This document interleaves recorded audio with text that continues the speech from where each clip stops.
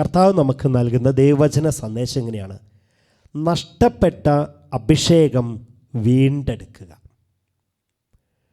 നഷ്ടപ്പെട്ട അഭിഷേകം വീണ്ടെടുക്കുക. എന്തുകൊണ്ടാണ്? നമ്മളിത് കാര്യക്ഷമമായിട്ടൊന്ന് മനസ്സിലാക്കണം. നഷ്ടപ്പെട്ട അഭിഷേകം വീണ്ടെടുക്കുക. ഈ നമ്മളെ എല്ലാവരെയും കർത്താവ് വിളിച്ചിരിക്കുന്ന ഒരു പ്രത്യേക ദൗത്യമുണ്ട്. ദൈവരാജ്യ നിർമ്മിതി, ദൈവരാജ്യം പണിയുക എന്നുള്ളത്. അതെവിടെയാണ്? നമ്മുടെ വീടുകളിൽ, നമ്മളായിരിക്കുന്ന സമൂഹത്തിൽ, നമ്മളായിരിക്കുന്ന സ്ഥലങ്ങളിൽ, സാഹചര്യങ്ങളിൽ. അത് ഇടവകയിലാണെങ്കിൽ അവിടെ, ഇനിയിപ്പോൾ ഇതാ ജെറുസലേമിലാണെങ്കിൽ ഇവിടെ, നമ്മുടെ വീടുകളിൽ ദൈവരാജ്യ നിർമ്മിതി. അത് എങ്ങനെയാണ് സാധിക്കുന്നത്? ആദത്തോട് ഹവ്വായോടും പറഞ്ഞതും ഏദൻ തോട്ടം സംരക്ഷിക്കുക, അത് പണിയുക, അതിനെ സംരക്ഷിക്കുക, കാത്ത് സൂക്ഷിക്കുക എന്നുള്ളതാണ്. ഇത് തന്നെയാണ് പ്രിയപ്പെട്ടവരെ നമ്മുടെ ലക്ഷ്യവും നമ്മുടെ ദൗത്യവും കർത്താവ് ഭരമേൽപ്പിക്കുന്നത്. നമ്മുടെ വീട്ടിൽ, നമ്മുടെ ഇടവകയിൽ, നമ്മുടെ സമൂഹങ്ങളിൽ ഒക്കെ ദൈവരാജ്യം പണിതുയർത്താൻ എനിക്കും നമുക്കും ദൗത്യം കർത്താവ് യേശുമിശിഹാ തന്നിട്ടുണ്ട്. അപ്പം നമ്മൾ വർഷങ്ങളുടെ പഴക്കം ചെല്ലുമ്പോഴേ അറിയാതെ എല്ലാ തരത്തിലുള്ള മൂർച്ചയും തീർച്ചയും അഭിഷേകവും കൃപയും ഒക്കെ നമ്മളിൽ നിന്നും നഷ്ടപ്പെടും. സൂക്ഷിച്ചില്ലെങ്കിൽ, ശ്രദ്ധിച്ചില്ലെങ്കിൽ തീർച്ചയായിട്ടും നഷ്ടപ്പെടും. അതിന് കർത്താവ് യേശുമിശിഹാ അതുകൊണ്ടാണ് നഷ്ടപ്പെട്ട അഭിഷേകം വീണ്ടെടുക്കണമെന്ന് പറയുന്നത്. ഈ വചനഭാഗം രാജാക്കന്മാരുടെ 2-ാം പുസ്തകം, 2 രാജാക്കന്മാർ 6-ാം അധ്യായത്തിലെ 1 മുതൽ 7 വരെയുള്ള വചനഭാഗങ്ങളിൽ ഞാനതൊന്ന് വായിക്കാട്ടെ. എന്നാലാണ് ഇതിൻ്റെ കാര്യങ്ങൾ നമുക്ക് പെട്ടെന്ന് മനസ്സിലാക്കാനായിട്ട് എളുപ്പം. 2 രാജാക്കന്മാർ 6-ാം അധ്യായം 1 മുതൽ 7 വരെ. പ്രവാചകഗണം എലീഷായോട് പറഞ്ഞു, അങ്ങയുടെ സംരക്ഷണത്തിൽ ഞങ്ങൾ താമസിക്കുന്ന ഈ സ്ഥലം വളരെ പരിമിതമാണ്. നമുക്ക് ജോർദാൻ അരികെ ചെന്ന് ഓരോ മരം വെട്ടി അവിടെ ഒരു പാർപ്പിടം പണിയാം. അവൻ മറുപടി പറഞ്ഞു, പൊയ്ക്കൊള്ളുവിൻ. അപ്പോൾ അവരിൽ ഒരുവൻ പറഞ്ഞു, ദയവായി അങ്ങും ഈ ദാസന്മാരോട് കൂടെ വരണം. വരാം, അവൻ സമ്മതിച്ചു. അവൻ അവരോട് കൂടെ പോയി. അവർ ജോർദാനിലെത്തി മരം മുറിച്ചു. തടി വെട്ടിക്കൊണ്ടിരിക്കുമ്പോൾ ഒരാളുടെ കോടാലി ഊരി വെള്ളത്തിൽ വീണു.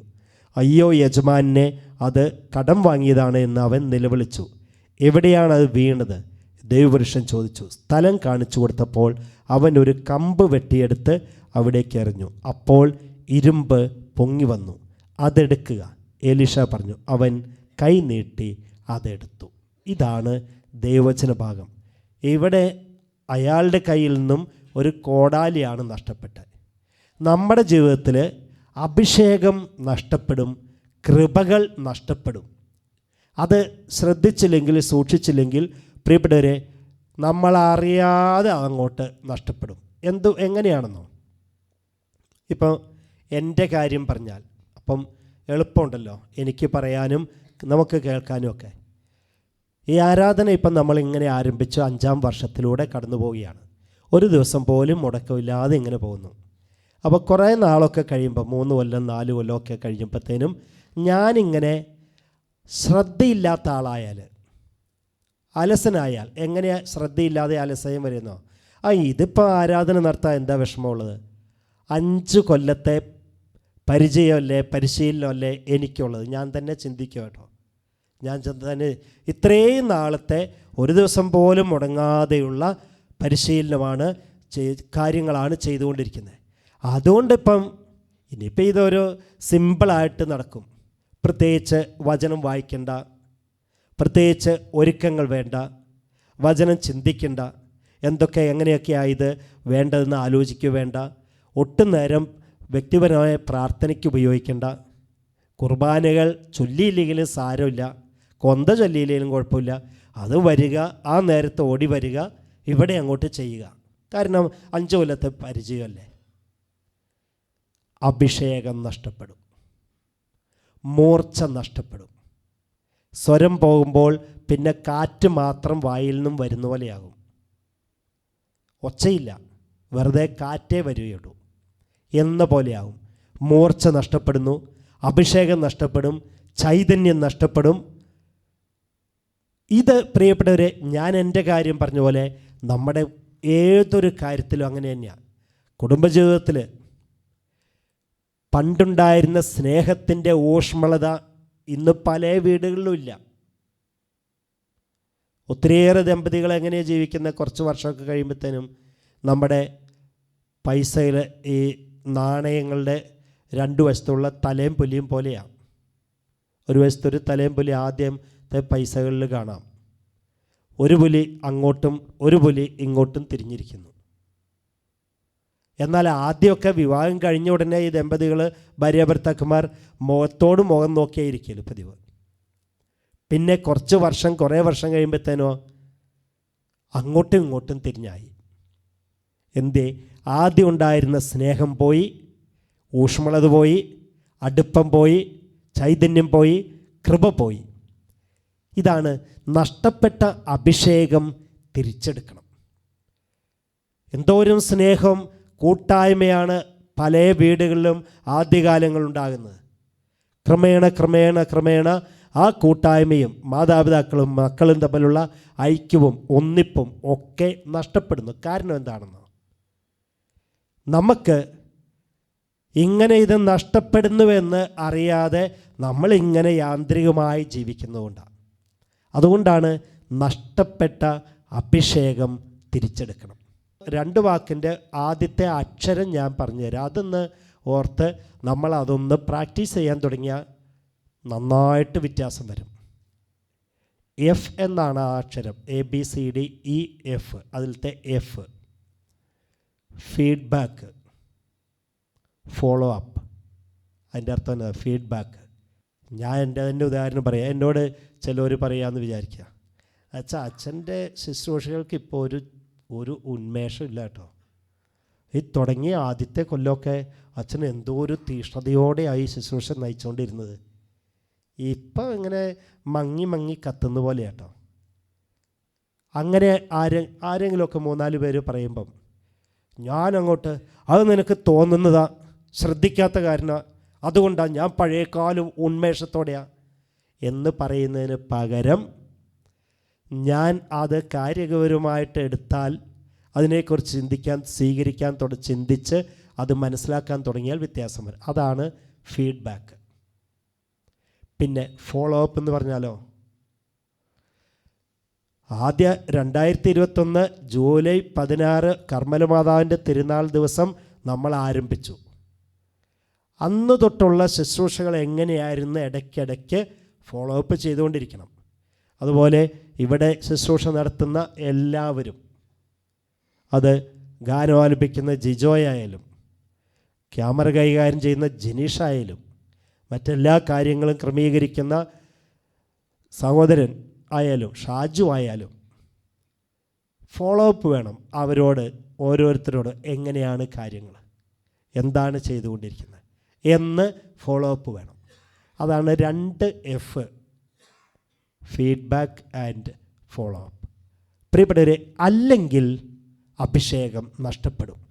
ഒരു കൂട്ടായ്മയോടെ ചെയ്യുന്ന, ഒരുമിച്ചായാലും ഒറ്റയ്ക്കായാലും ചെയ്യുന്ന ഏതൊരു ശുശ്രൂഷയുടെയും ഏതൊരു ജോലിയുടെയും എല്ലാ അഭിഷേകങ്ങളും നഷ്ടപ്പെടും. അത് പ്രാർത്ഥനയായാലും ആരാധനയായാലും ജോലികളായാലും എല്ലാം അങ്ങനെ തന്നെയാണ്.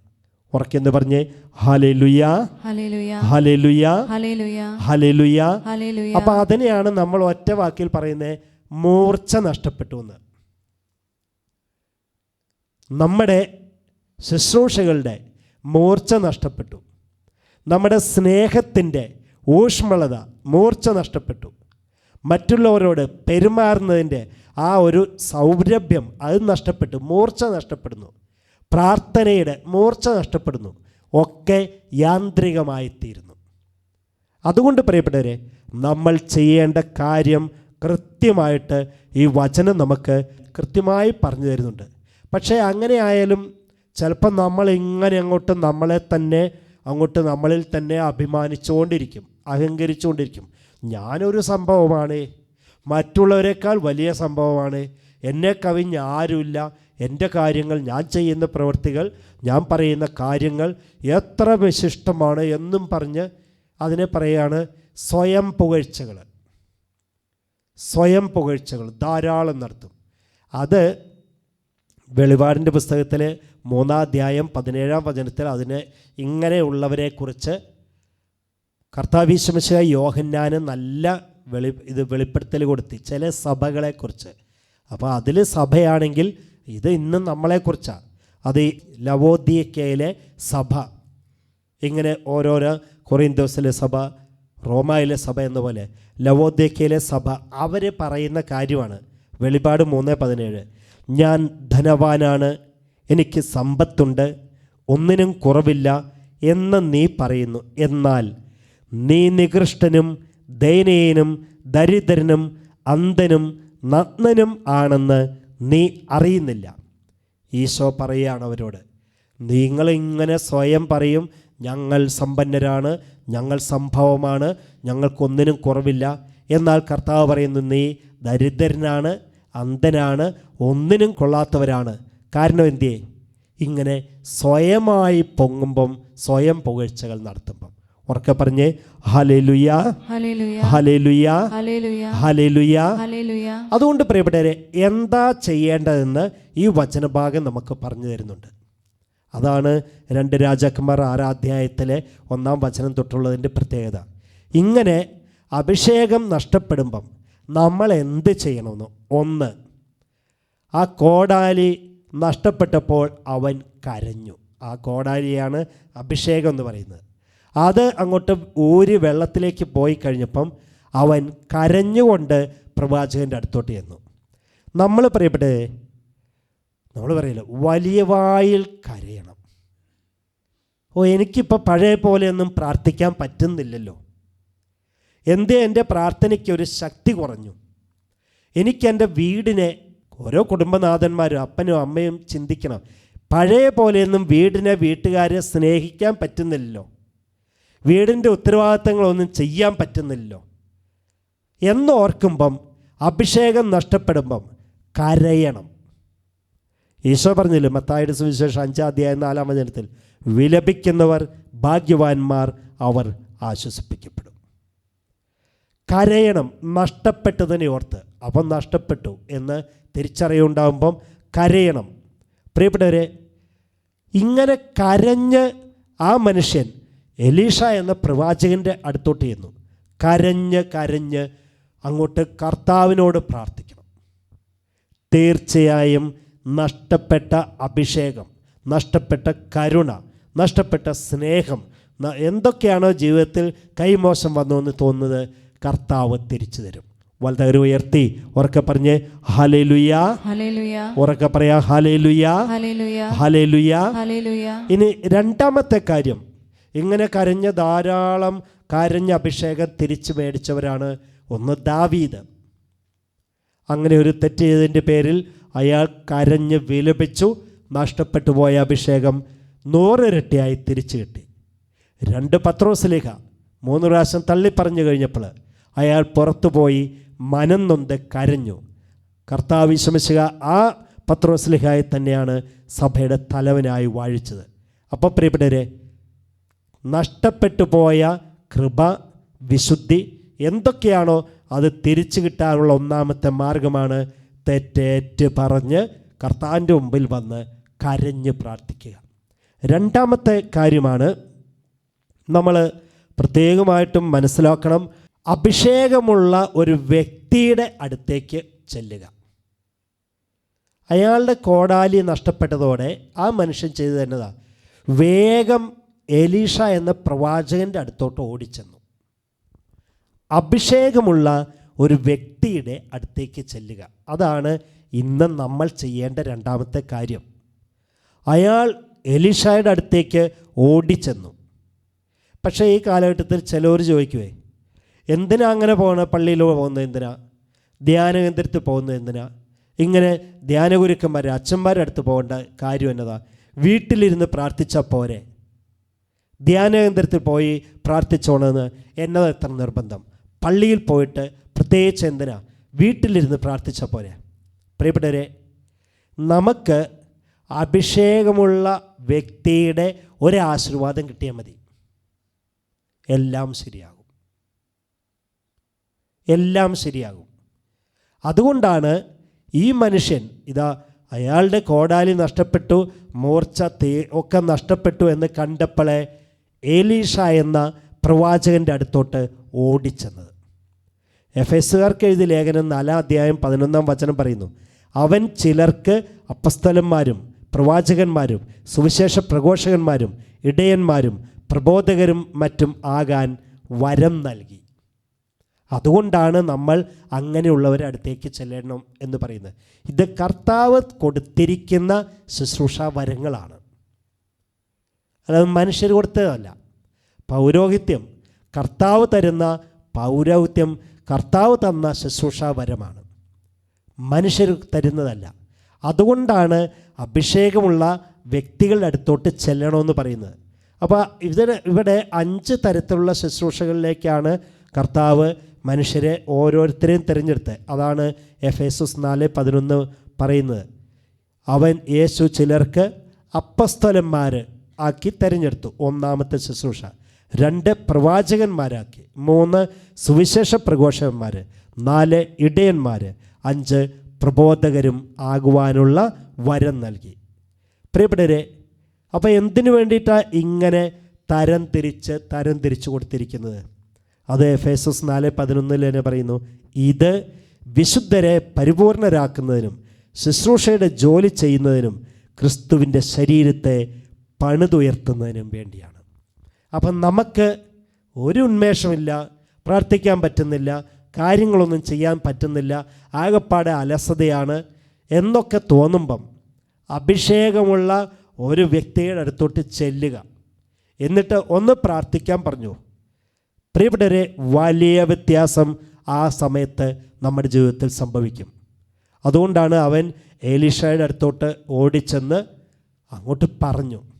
അപ്പോൾ ഈ അഭിഷേകമുള്ള ഒരാളുടെ വചനപ്രഘോഷണം കേട്ടാൽ തന്നെ മതി, വചനം ഉള്ളിലേക്ക് കയറുമ്പോൾ അതിൻ്റെ വ്യാഖ്യാനങ്ങൾ തിരിച്ചറിയുമ്പോൾ തന്നെ നമ്മുടെ ജീവിതത്തിൽ വ്യത്യാസം വരും.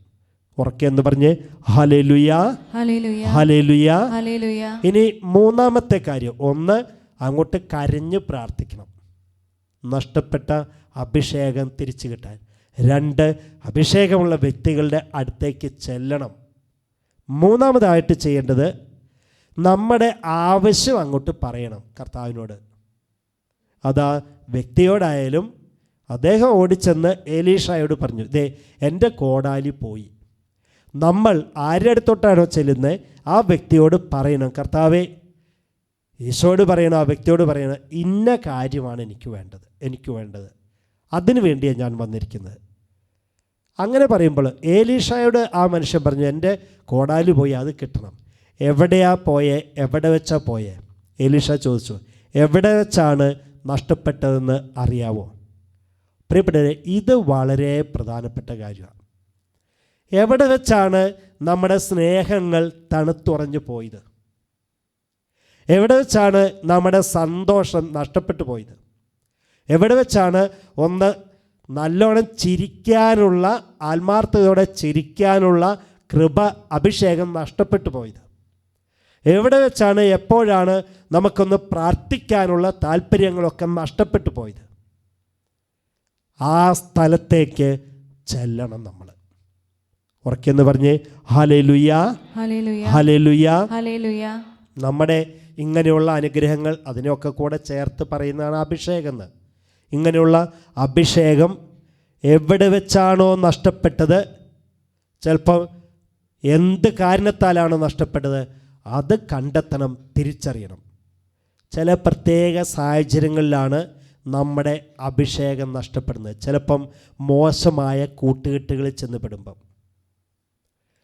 വൃത്തികെട്ട കാര്യങ്ങൾ വായിക്കുകയോ കാണുകയോ ഒക്കെ ചെയ്യുന്നത് ജീവിതത്തിൻ്റെ ഭാഗമാക്കി തീർക്കുമ്പോൾ, അങ്ങനെ വളച്ചു കെട്ടി പറയാതെ കൃത്യമായിട്ട് സ്ട്രെയിറ്റ് ഫോർവേഡായിട്ട് പറയാം.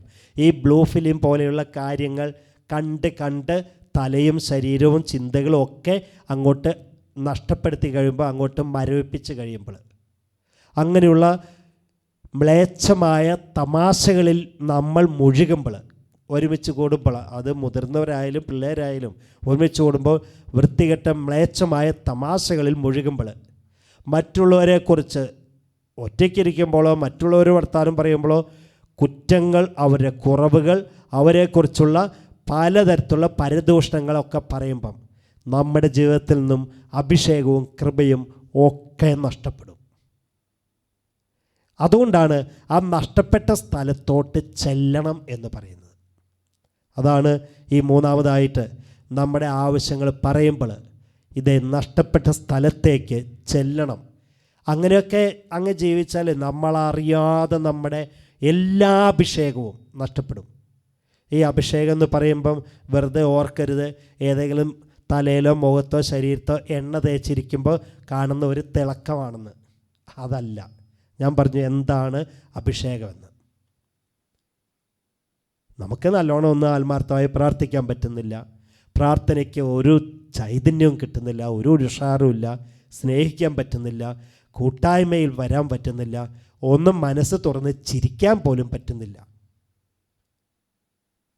അതാണ് ഇതൊക്കെ നഷ്ടപ്പെടുന്നത്. എപ്പോഴാണെന്ന്, എന്തുകൊണ്ടാണെന്ന് തിരിച്ചറിയണം. പ്രിയപ്പെട്ടവരെ, അപ്പോഴാണ് ആ ചെറുപ്പക്കാരൻ എലീഷയെ കൂട്ടിക്കൊണ്ട് ചെന്നിട്ട് പറഞ്ഞു, ദേ അവിടെ മരം വെട്ടിക്കൊണ്ടിരുന്നപ്പോൾ ആ വെള്ളത്തിലേക്കാണ് വീണത്, ആ വെള്ളത്തിലേക്കാണ് വീണത് എൻ്റെ കോടാലി, എൻ്റെ എല്ലാ കൃപകളും നഷ്ടപ്പെട്ടു പോയത്. പ്രിയപ്പെട്ടവരെ, നമ്മൾ തിരിച്ചറിഞ്ഞ മനസ്സിലാക്കേണ്ട നാലാമത്തെ കാര്യമാണ് ഇത് കാണിച്ചു കൊടുത്തപ്പം ആ മനുഷ്യൻ എലീഷ ചെയ്തത് ഒരു മരക്കൊമ്പ് ഒടിച്ചെടുത്ത് വെള്ളത്തിലേക്ക് ഇട്ടു. എല്ലാവരും ശ്രദ്ധിക്കണം കേട്ടോ. ഒരു മരക്കൊമ്പ് ഒടിച്ചെടുത്ത് ആ വെള്ളത്തിലേക്ക്, പുഴയിലേക്ക് ഇട്ടു. ഉടനെ ഇരുമ്പ് കോടാലി വെള്ളത്തിൻ്റെ അടിയിൽ നിന്ന്, പുഴയുടെ അടിയിൽ നിന്നും പൊങ്ങി വന്നു. ഈ മരക്കൊമ്പാണ് ഈശോയുടെ വിശുദ്ധ കുരിശ്. അതാണ് പ്രിയപ്പെട്ടവരെ വിടുതൽ നൽകുന്ന തിരുരക്ത പ്രാർത്ഥനയുടെ ശക്തിയും പ്രാധാന്യവും.